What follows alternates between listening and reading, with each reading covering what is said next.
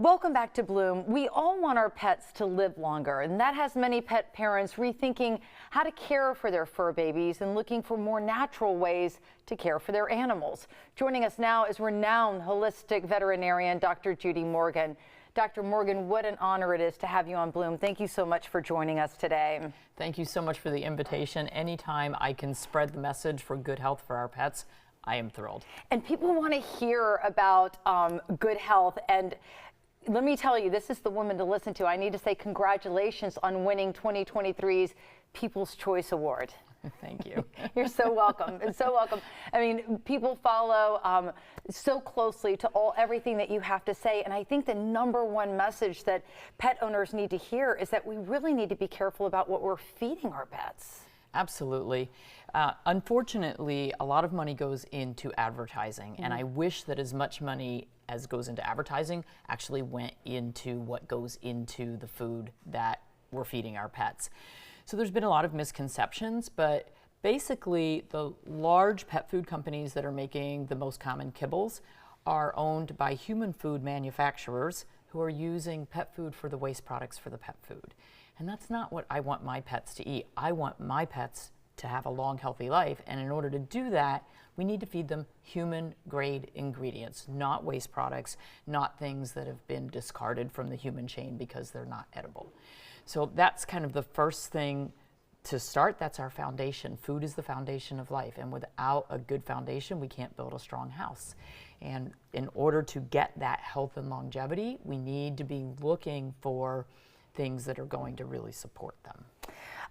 You know, and I think too, as humans, because we're talking like feeding our pets, which you would eat as a human, you know, when I feed my family, I'm looking for no pesticides, no hormones. I'm really going out of my way. I cook home nearly every night so I can have some control over what I'm feeding our family.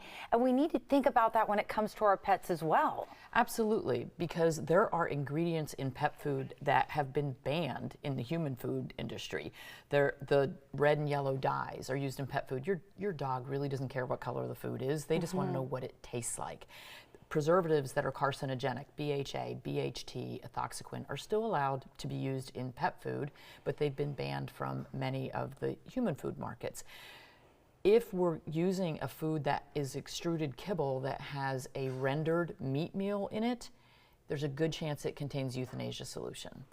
We are feeding, yes, we are feeding our pets low levels of euthanasia solution, and then we wonder why they're not thriving, why their liver enzymes are elevated, why they're developing chronic inflammatory diseases.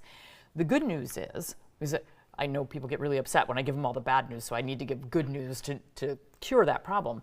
There are a lot of pet food companies that have come online in the last 5 to 10 years that are using only human grade ingredients, that are providing either raw or gently cooked foods that are made from the same ingredients that you would cook with. And many of them are organic and very clean, non-GMO, really, really nice products on the market. So good to hear.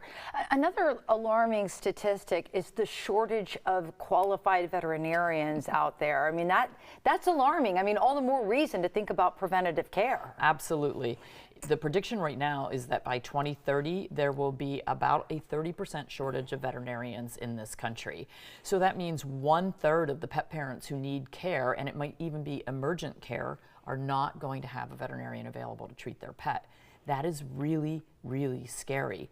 So one of the things that I promote and why we provide so much educational material to pet parents is that we want you to be able to troubleshoot at home, and we want you to be able to avoid the problems that might land you in the emergency room with your pet. You and I were talking before this segment, and I need to get my dog off kibble and onto one of your recommended foods. And is it true that if you get on the right food, your dog has, or cat or whatever animal you love, has a much better chance of living a longer life? Absolutely. So my husband and I have done dog and cat rescue for about 18 years. And we have gotten a lot of our dogs, we rescue most spaniels, so Cavalier King Charles Spaniels, Cocker Spaniels, English Toy Spaniels. Most of ours have come from puppy mills or abuse and neglect situations. So they're coming in with really poor diet, tons of medical problems. And our dogs are living to be 18 and 19 years old, even though they got off to such a rough start. So some of these, we adopted one dog at 14, and he came with every problem under the sun. He was blind, he was deaf, he had infections everywhere, he had parasites. We ended up getting his sight back, couldn't get his hearing back, cured all of his infections, and he lived to 18. Wow. So what a wonderful way to honor that soul and give him that last stretch of his life as the most beautiful stretch of his life. Oh, that is so beautiful, because that was going to be my next question. You know, 5-year-old Marble, my sweet little puppy that I adore, like we all adore our pets. But I was wondering, because I have been maybe feeding her food that I thought was really good for her, that I sourced. I thought, yeah, I did all the research, not realizing until I spoke to you about the human side of it. So it's good to know that if I make the change, I can extend her little life. Absolutely. It is never too late to make the change. And for people who are really afraid to make that big leap into raw or a gently cooked or making their own food, because we do have to make sure if we're making food for our pets that we're including the vitamins and minerals that they need, because it's a little bit different from what we need.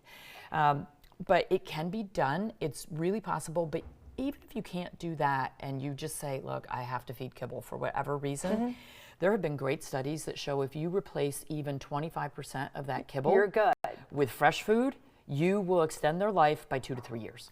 I love it. All right, Dr. Judy, what a privilege it is to have you. And we're going to share this story on our website.